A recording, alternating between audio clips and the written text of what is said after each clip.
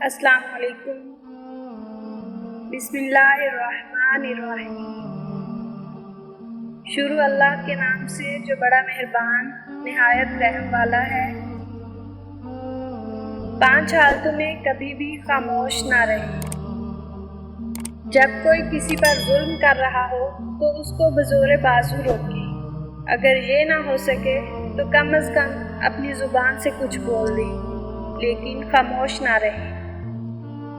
جب کوئی آپ کی عزت اور خود مختاری کو چیلنج کرے تو دشمن کے سامنے چٹان بن کر ڈٹ جائیں، لیکن خاموش نہ رہیں۔ جب کوئی حق کی بات کر رہا ہو تو حق کے ساتھ کھڑے ہو جائیں اور باطل کا مقابلہ کریں، لیکن خاموش نہ رہیں۔ جب کوئی آپ کے دین اور آپ کے نبی کی توہین کر رہا ہو تو اس وقت بھی خاموش نہ رہیں، بلکہ نبی کی ناموس کی خاطر نکلیں۔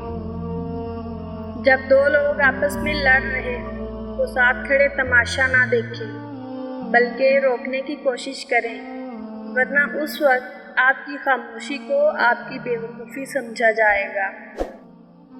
سب سے زیادہ کمزور آدمی وہ ہے جو دوست کو حاصل کرنے میں ناکام ہو، اور اس سے بھی زیادہ کمزور وہ ہے جو ہاتھ آئے ہوئے دوست کو گنوا دے۔